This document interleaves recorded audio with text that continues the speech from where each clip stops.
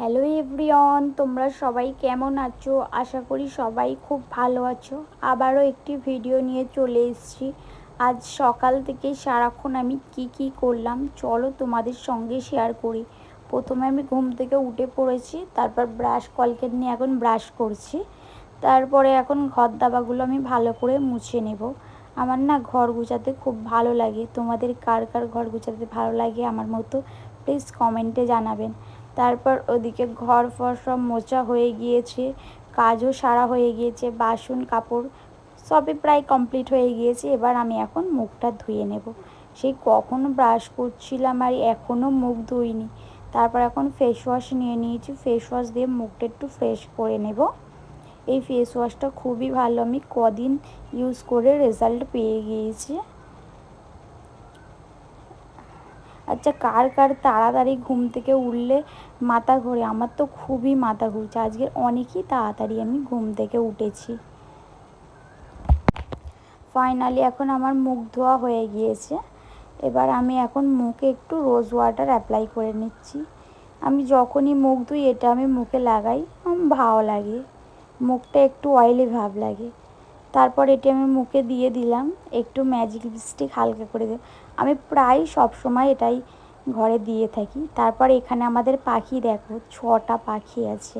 তারপরে কিছু কাজ ছিল সেগুলোই কমপ্লিট করে নিচ্ছি। কিছু কাপড় পড়েছিল সেগুলো গুছিয়ে নিলাম।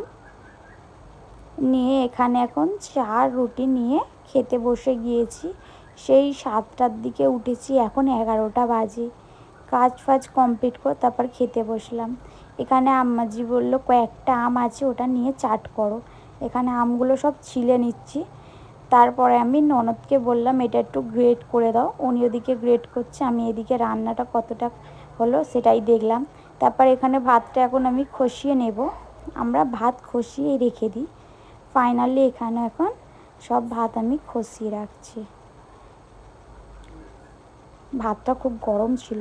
তারপর এখানে এখন 4টা হয়ে গিয়েছে। এখন এখানে জিরে মরিচ, ঝালের গুঁড়ো, নুন সবটাই আমি পরিমাণ মতো দিয়ে দিচ্ছি।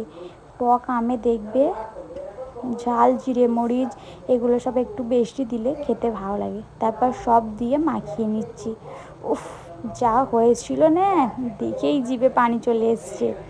তারপর এখানে আম্মাজি বললো একটু গোলা রুটি করো। তাড়াতাড়ি আমি ব্যাটারটা এখন বানিয়ে নিচ্ছি। প্রথমে একটু চিনি আর নুন দিয়ে দিলাম, তারপর পানি দিয়ে ভালো করে মাখিয়ে নিতে হবে। ব্যাটারটা খুব একটা পাতলাও রাখা যাবে না আর খুব একটা ঘনও রাখা যাবে না, অল্প অল্প করে পানি দিচ্ছি।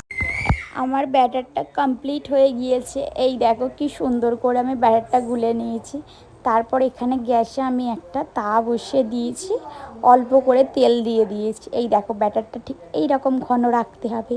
তারপর তাসার উপর 1 চামচ দিয়ে গোল গোল করে নেব। আচ্ছা, কে আমার মতো গোল করতে পারো বলো তো? না, আমি খুব একটা গোল করতে পারি না।